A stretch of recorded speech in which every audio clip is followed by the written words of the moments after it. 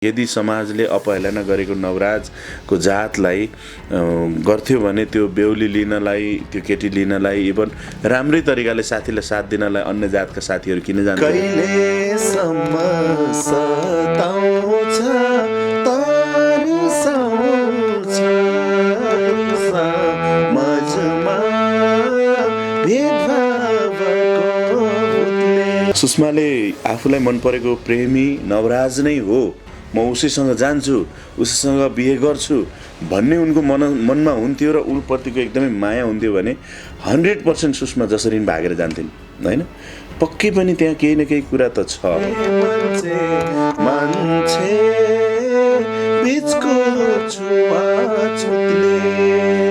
अब माया र प्रेम भन्ने कुरा नभइकन नवराज त्यहाँ पनि नपुगेको हो, होइन? नपुग्थ्यो होला। प्रेम नभएको भए त नवराज त्यहाँ जानुपर्ने कुरै थिएन। अब सुषमा र नवराज बीच प्रेम, एकअर्का बीच प्रेम हुँदैन थियो भने सुषमा पनि नवराजको घरमा जाँदैन थिएन होला, 4-5 दिन बस्दैन थिएन होला। कहिलेकाहीँ त दलितले दलितभित्रै गरिरहेका राजनीतिहरूलाई पनि हेर्दाखेरि आन्दोलनले सफलता पाउला जस्तो लाग्दैन मलाई, किनकि यस्ता घटना धेरै भएका पनि थिए, धेरै घटना भए नि। तर आजसम्म फेरि उहीँको उहीँ छौँ हामी। फेरि जति बेला घटना हुन्छ त्यति बेला 2-4 दिन आगो बाल्छौँ अनि छोड्छौँ। यो घटनालाई यदि जातीयताकै रूपमा मारिएको हो भने सत्य तथ्य छानबिन गरेर बिहे गर्न गएका जन्तीहरू, दुलाइ लिन गएका जन्तीहरूलाई कहिले पनि कसैले पिटेर पठाएको त छैन। 19 जना एउटा लकडाउनको बेलामा 19 जना अब त्यसरी जानु भनेको त्यहाँ त्यो पनि अब एउटा कच्चा उमेरका केटाहरू त्यसरी जानु भनेको इभन मान्यो भने ल्याउने, मानेन भने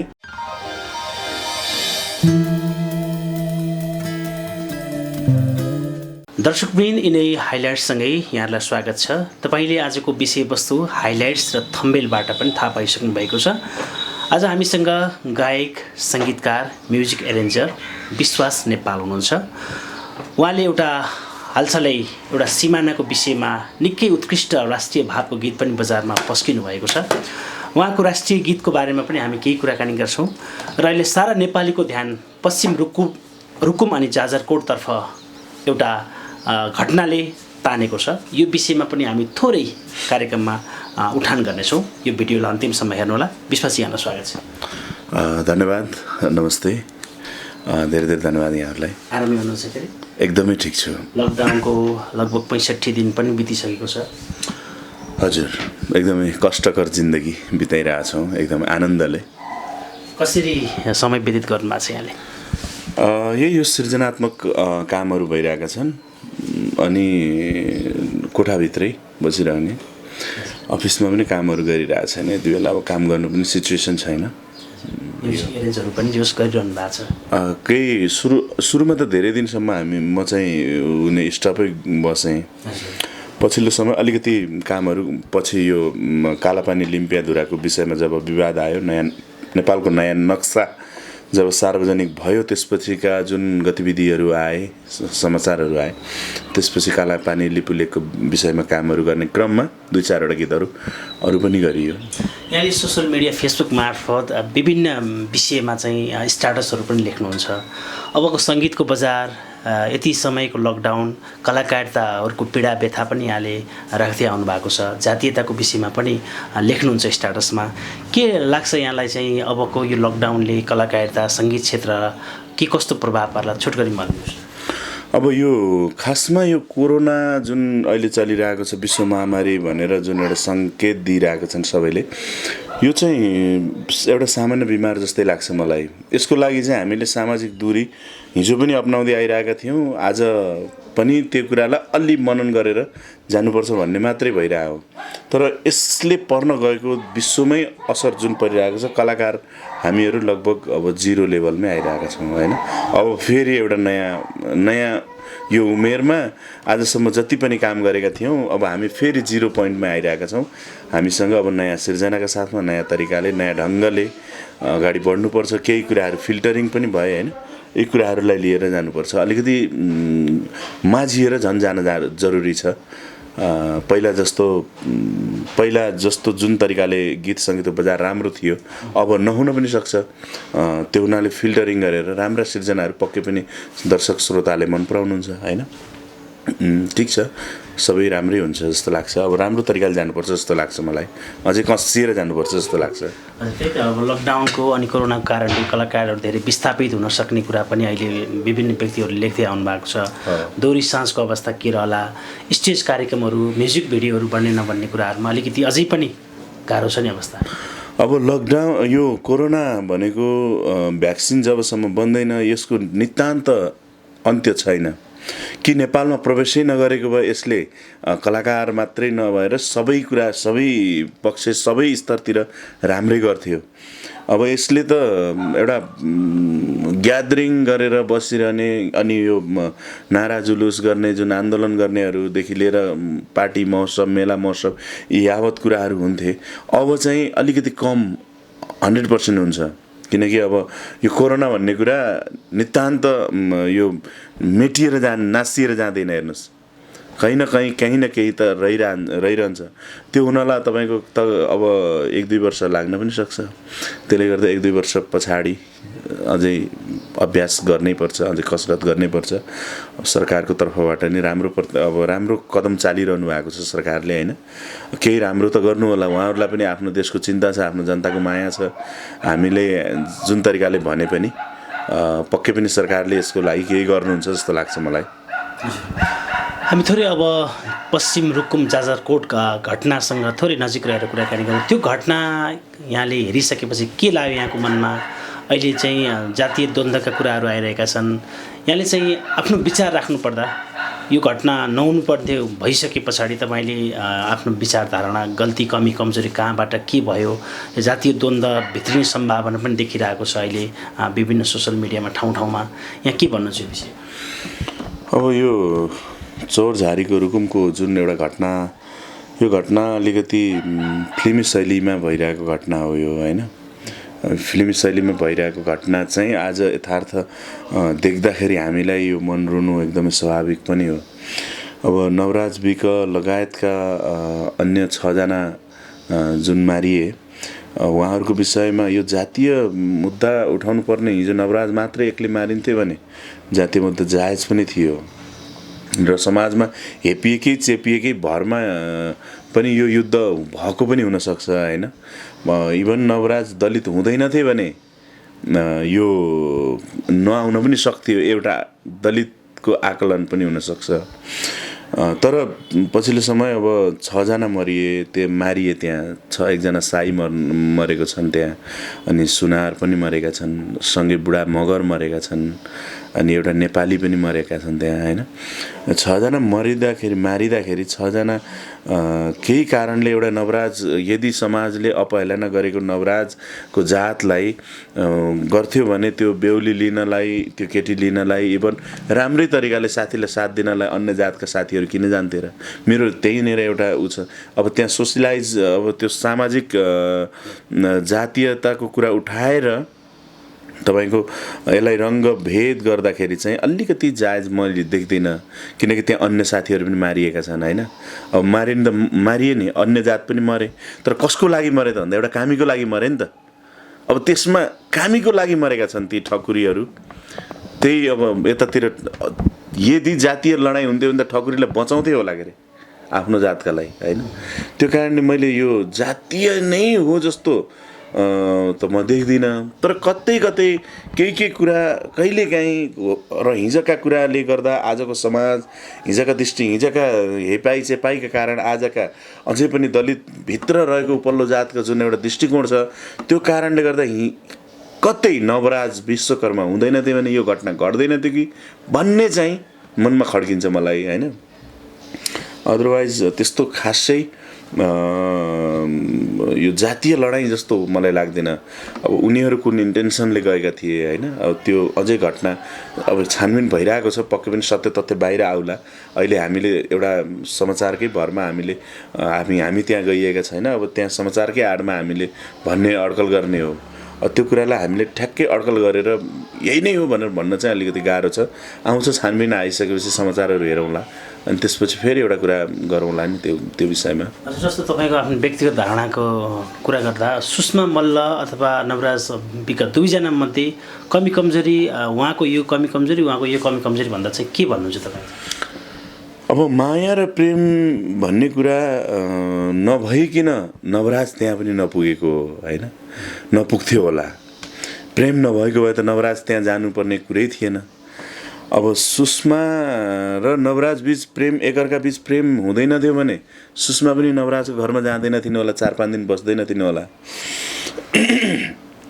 त्यसले गर्दा अब सुषमाले यदि नवराज नै चाहन्थिन् भने भाग्न सक्ने बाटाहरू थुप्रै थिए अझ यो लकडाउनको बेलामा। अनि भाग्न सक्ने बाटाहरू थुप्रै थिए। एउटा केटीले चाह्यो भने यहाँ गृहयुद्ध संसार यहाँ वर्ल्ड वार हुन्छ, एउटा केटीकै कारण वर्ल्ड वार हुन्छ होइन, केटीकै कारण भने त्यो सामान्य लडाइँ हो त्यो अझ चाहिँ। तर घटना होस् या त यस पछाडिको परिणाम के हुन्छ भन्ने कुरा अलिकति दुवैजनाले हेक्का राखेको भए यति ठुलो झगड्ने घटना चाहिँ हुँदैन थियो। सुषमाले आफूलाई मन परेको प्रेमी नवराज नै हो, म उसैसँग जान्छु, उसैसँग बिहे गर्छु भन्ने उनको मनमा हुन्थ्यो र उप्रतिको एकदमै माया हुन्थ्यो भने 100% सुषमा जसरी भागेर जान्थिन् होइन। पक्कै पनि त्यहाँ केही न केही कुरा त छ एउटा एक खालको पाटोमा कि नवराज 19 जना लिएर त्यहाँ किन गए। 19 जना जानु भनेको जन्त जानु हो, जन्ती भएर जानु हो। जन्ती भएर जानुको लागि जन्तीलाई कहिले पनि त्यसरी पिटेर कहिले पनि पठाएको इतिहास त छैन होइन। छ कहीँ ल भन्नुहोस्, इतिहासमा बिहे गर्न गएका जन्तीहरू, दुलाइ लिन गएका जन्तीहरूलाई कहिले पनि कसैले पिटेर पठाएको त छैन। 19 जना एउटा लकडाउनको बेलामा 19 जना अब त्यसरी जानु भनेको त्यहाँ त्यो पनि अब एउटा कच्चा उमेरका केटाहरू त्यसरी जानु भनेको इभन मान्यो भने ल्याउने, मानेन भने अपहरण शैलीमा ल्याउने हो। यहाँ चाहिँ यस्तो खतरा छ, यो खतरासँग सामना पनि तिमीले गर्नुपर्छ भनेर सुषमाले पहिले जानकारी गराएर पनि जान सक्छन् उनीहरू आफ्नो एउटा सेफ्टीको लागि पनि होइन। यो कुरा एकदमै विषय एकदमै गहन छ। तर जे भयो घटना एकदमै निन्दनीय छ। चाहे जो मर्योस्, चाहे मारिनु नै गलत हो। त्यो समाज, त्यो सोसाइटी, त्यहाँका सोसाइटीले चाहिँ के चाहिँ शिक्षा पाएका रहेछन् त भन्दाखेरि भोलि तपाईँ हामी पनि गएर त्यहाँ केही कुरा सानो कुरा मिस्टेक गऱ्यो भने हाम्रो पनि त्यहाँ मृत्यु निश्चित छ। त्यो समाज नेपाली समाज चाहिँ होइन मेरो विचारमा। अझै पनि उनीहरू अझै पनि 19औं शताब्दीमा छन्। एउटा समाज, एउटा गाउँ, एकजनाको लागि, एकजना केटीको लागि एउटा गाउँ त्यसरी उर्लिन्छ। यदि त्यो अन्धधुन्ध त्यसरी मान्छे मार्छ भने त्यो गाउँ चाहिँ शिक्षित गाउँ चाहिँ होइन। रुकुमको चौरजारीको जुन त्यो मल्ल अझ त्यो ठकुरीहरूको गाउँ हो भनेर भनिन्छ, त्यो गाउँमा त्यति विभत्स हत्या गर्ने गाउँ चाहिँ नेपाली समाजमा अझै पनि डेभलप छैन। तपाईँका घरमा हो, मैले त्यहाँ देखिरहेको छु, बाटो घरमै पुगिरहेको रहेछ, मोटर बाटो पुगिरहेछ, तर त्यहाँ दिमाग अझै पनि विकास भएको छैन। कुनै पनि गल्तीको सजाय मृत्यु कदापि होइन। यो निन्दनीय छ, घोर आपत्ति छ मेरो एकदमै। हुन्छ, अब यो विषयलाई हामी क्लोज गरौँ। अब हामी तपाईँको अलिकति साङ्गीतिक यात्रा कुराकानी गर्छौँ। अब तपाईँको राष्ट्रिय गीत अहिले निकै राम्रो गीत यहाँले बनाउनु भएको छ। यो गीत कसरी बन्यो थोरै गीतको बारेमा भनिदिनुहोस्, त्यसपछि गीत पनि हाम्रो दर्शकलाई सुनाइदिनुहोस्। अब देश कोरोनाको महामारीले आक्रान्त बनिरहेको बेला छिमेकी राष्ट्र भारतले हाम्रो भूमिमा, हामीले भनिरहेको हाम्रो भूमि मात्र है, हामीले भनिरहेको हाम्रो भूमि हो, हिजोदेखि भन्दै आएको भूमि हो। तर हामीले पढ्दाखेरि त्यो चुच्चो नक्सा चाहिँ हामीले देखेका थिएनौँ। आज त्यो चुच्चो नक्सा देखिसकेपछि हामीले हाम्रो भूमिमा एउटा डोजर चलाएर बाटो बनाइदिइरहँदाखेरि कुन चाहिँ नेपालीको मन नरोला, आवेशमा को नआउला, कसलाई सहज तरिकाले कसले स्वीकार गर्ला म त मान्दिनँ। एउटा हामी साधारण नेपाली साधारण एउटा बाटा हिँड्ने बटुवालाई पनि तँलाई देशको माया कति लाग्छ भनेर सोधौँ, त्यसले बताउँछ। नेतालाई पनि पक्कै पनि माया त छ, तर पनि कहाँनिर के कुराको समझदारी या के कुराको कमजोरी, के कुराको कारण आज भारतले त्यहाँ बाटो खन्यो। प्रधानमन्त्रीले भन्दै हुनुहुन्थ्यो, सञ्चार माध्यममा पत्रिकाहरूमा बल्ल आइसकेपछि बल्ल थाहा पाएँ भन्दै गर्दा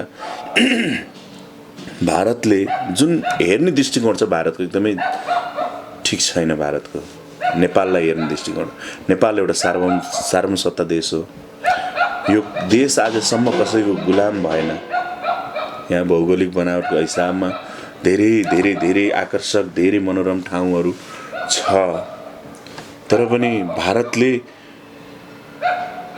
भारतभन्दा हाम्रो देश धेरै ठुलो देश हो मेरो विचारमा। किनकि भारत कति वर्षसम्म अङ्ग्रेजको गुलाम भएर अङ्ग्रेजले त्यो देशलाई दबाएर राखेको हो नि त। आज नेपाल चाहिँ कतै पनि त्यो त छैन, तर पनि उसले गर्ने व्यवहार चाहिँ एउटा आफ्नो भाइ, आफ्नो छोरा, आफ्नो भतिजो, एउटा पडोसी भनौँ न, छिमेकीलाई गर्ने माया जस्तो छ होइन। अब त्यो होइन। नेपाल भारत जस्तै, चाहे यहाँको आर्थिक हिसाबले यहाँको देश जतिसुकै गरिब होस्, तर राष्ट्र बराबरै हो नि। उसले हामीलाई त्यही हिसाबले हेर्नुपर्छ। भारतले त्यो गलत गरेको हो, तपाईँको नसोधिकन बाटो खन्नु नै गलत गरेको। अब त्यस पछाडि कलाकार कहाँ चुप लाग्थे होइन। त्यसपछि जन्मियो जुटौँ जिल्ला जाउँ हिँड सिमानामा भाला तरबार बोकी, जुटेर भत्काउन विस्तारवादको किल्ला। अलिकति गीत सुनाइहालौँ।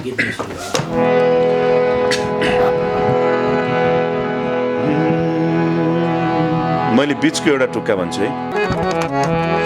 खुकुरीको इतिहास फेरि लेख्नै पर्छ कि त विस्तारवादले अब घुँडा टेक्नै पर्छ। जुटौँ जिल्ला जुटौँ जिल्ला जुटौँ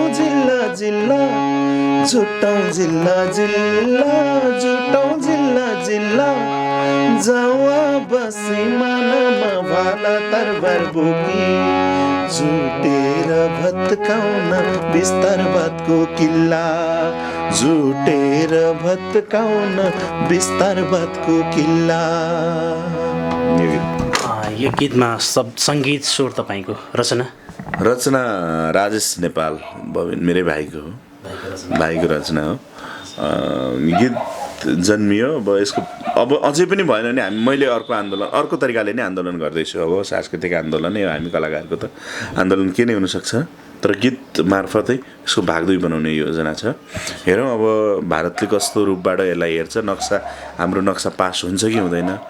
संसदमा, सरकारमा, सदनमा भइरहेको आवाज उठिरहेको कुरा हो। मेरो मात्रै एउटा होइन, धेरै कलाकारहरूले आवाज उठाइसक्नु भएको छ। त्यो एउटा राम्रो पोइन्ट हो होइन। सबैलाई शुभकामना दिन्छु। मैले पनि मेरो तर्फबाट पनि गीत बनाएँ। धेरैले मन पराइदिनु भएको छ। इन्डियन कमेन्टमा आएर इन्डियनले राम्रोसँग साफसँग मलाई थर्काउनु भएको छ होइन। कमेन्टमा, युट्युबमा कमेन्ट हेर्नु होला, एडी फिल्म्समा कमेन्टमा झगडा परिरहेछ इन्डियनसँग। अब म त बोल्नै गाह्रो भयो होइन।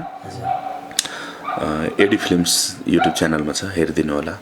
विश्वासी तपाईँले विभिन्न खालका गीतहरू सृजना गर्नुहुन्छ, सङ्गीत गर्नुहुन्छ, एरेन्ज गर्नुहुन्छ। एउटा जातीय छुवाछुतको विषयमा पनि यहाँले एउटा उत्कृष्ट सृजना गर्नुभएको थियो। यो गीतको बारेमा थोरै यो हाम्रो मोडल शङ्कर विशीजीलाई जब एउटा कथित उपल्लो जात भनिनेहरूले कामीको छोरो या त्यहाँ यताउता भनेर जब भने, त्यस पछाडि एक खालको मनमा एउटा के चाहिँ आयो भने प्रेम, माया, प्रेम अनि रगत, यो चाहिँ यसले जात हेर्दैन जस्तो लाग्यो मलाई। अनि मैले जातीयताको सम्बन्धी बाहुनको छोरा यदि दलितको छोरी पाइनँ भने म मर्छु भन्ने एउटा विषयवस्तु उठान गरेर उपल्लो जातले पनि त तल्लो जातलाई विवाह गरेका छन् त। त्यो के समाज परिवर्तनको लागि होइन त? त्यसले समाज परिवर्तनको लागि राम्रो भूमिका खेल्दैन? अहिलेसम्म इतिहासमा प्रेम जो मान्छेले सच्चा प्रेम गरेको छ त्यो मान्छेले उपल्लो जातको केटाले तल्लो जातको केटी पनि विवाह गरेको इतिहास छ हाम्रो समाजमा। भने त्यो चिजलाई चाहिँ हामीले किन प्रमोट नगर्ने हो? अहिलेको जुन रुकुमको चौरझारीको जुन काण्ड भयो सेम कथामै छ आधारित। देउता भन्ने गीत छ, यही एडी फिल्म्स नेपालमै छ, युट्युबमै छ। मैले हाम्रो शङ्कर विशीजीलाई निर्देशन गर्न लगाएर काम गरेको थिएँ। देउता शोभाखर सङ्गीत र टिका पुन्जीले गाउनु भएको छ। त्यसको एकदमै रियल कथा नै यो रुकुमको घटना छ। तर पात्र केटी यहाँ कथित उपल्लो जात पर्यो, केटा दलित पर्यो। नत्र भने त्यो गीत केटा उपल्लो जात केटी तल्लो जातको छ। त्यो गीत अलिकति सुनाउँछु है त। रमेश विजीको शब्द हो यो। रमेश विजीको शब्द, मेरो सङ्गीत लय सङ्कलन, अनि त्यसपछि शोभाखर सङ्गीत र त्यसपछि हाम्रो टिका पुन्जीको आवाज हो। हे आकाश एउटै धरती नि एउटै हो, धरती नि एउटै हो, मान्छे मान्छे बनाउने देउतै हो, मान्छे मान्छे बिचको छुवाछुतले कहिलेसम्म सताउँछ तारसाउँछ यो समाजमा भेदभावको भूतले। यो टाइपको निकै मिठो रहेछ गीत। कहिले बजारमा कहिलेतिर आएको थियो यो? 2 वर्ष जति भयो, 2 वर्ष जति भयो। निकै राम्रो रहेछ। अर्को एउटा टुक्का पनि सुनाउनु लाग्यो। ओहो, यही गीत? यही गीत। हे सानो जात्रा ठुलो जात मान्छे, ठुलो जात मान्छे, दुई भाग लाउने को होला त्यो भान्से, मान्छे मान्छे बिचको छुवाछुतले कहिलेसम्म सताउँछ तारसाउँछ समाजमा भेदभावको भूतले। यहाँलाई विशेष धन्यवाद छ। निकै मिठो स्वरमा सुनाइदिनु भयो, जुन एउटा जातीय छुवाछुतको विषयको गीत र अहिलेको परिवेशसँग पनि नजिक मिल्दोजुल्दो गीत हो होइन? हजुर, हाम्रो आदरणीय गीतकार सर्जक राष्ट्रिय लोकदोहोरी प्रतिष्ठान केन्द्रीय अध्यक्ष र आदरणीय दाजु रमेश विजी दाजुको शब्दमा एउटा सुनौलो काम गर्ने मौका पाएको थिएँ, जसलाई मैले पछाडि नहटी आफूलाई काम गरेँ। सफलता असफलता भन्ने कुरा आफ्नो हातमा हुन्छ, त्यो कर्मको भन्दा नि समयसँगै जानुपर्दो रहेछ। त्यति बेला यो गीत चलेन, तर अहिले अब हेरौँ, अब राम्रै पिकअप लिइरहेछ। अब यहाँहरूले पनि सपोर्ट गरिदिनुहोस् यो गीतलाई। हस्, यहाँलाई यो महत्त्वपूर्ण समयको लागि हामी विशेष आभार व्यक्त गर्छौँ। अन्त्यमा केही भन्न चाहन्छु? जति पनि युट्युब हेरेर बसिरहनु भएको छ, सत्य तथ्य खोजहरू यसरी खोजेर, केही विचारहरू यसरी खोजेर यो लकडाउनको बेलामा पनि यहाँसम्म आएर मेरा आफ्ना विचार गुम्सिएका कुराहरू, समाजमा छुवाछुत भएर कति उत्पीडनमा परेका मान्छेहरू छन्, तिनीहरूले कुनै राहतको महसुस गरोस्, कोही राम्रो मान्छे बोलोस् भन्ने सोच्न पनि सक्छन्। त्यसलाई मध्यनजर राख्दै सत्य तथ्य घटनालाई, मेरा मनमा गुम्सिएका कुरालाई एउटा मिडिया मार्फत लिएर जानलाई तपाईँ जहाँबाट आउनुभयो त्यसको लागि तपाईँहरूप्रति एकदमै आभार प्रकट गर्न चाहन्छु, खरो मिडियाप्रति। त्यसै गरी हाम्रो प्रयास मिडियालाई धेरै धेरै धन्यवाद दिन चाहन्छु। र समाज यो यस्तै छ, परिवर्तन हुन धेरै समय लाग्ला, तर हेरौँ अब हरेक कुराहरूमा, हरेक घटनाहरूसँग आन्दोलन जोडिएको हुन्छ। त्यो आन्दोलनले कतिको उचाइ लिन्छ। कहिलेकाहीँ त दलितले दलितभित्रै गरिरहेका राजनीतिहरूलाई पनि हेर्दाखेरि आन्दोलनले सफलता पाउला जस्तो लाग्दैन मलाई। किनकि यस्ता घटना धेरै भएका पनि थिए, धेरै घटना भए नि, तर आजसम्म फेरि उहीँको उहीँ छौँ हामी। फेरि जति बेला घटना हुन्छ त्यति बेला 2-4 दिन आगो बाल्छौँ अनि छोड्छौँ। यो घटनालाई यदि जातीयताकै रूपमा मारिएको हो भने सत्य तथ्य छानबिन गरेर दोषीलाई कडाभन्दा कडा कारबाही मिलोस्, मेरो चाहना यही छ। 2-4 शब्द बोल्ने मौका दिनुभयो, यसको लागि धेरै धेरै धन्यवाद दिन चाहन्छु तपाईँहरूप्रति। धन्यवाद।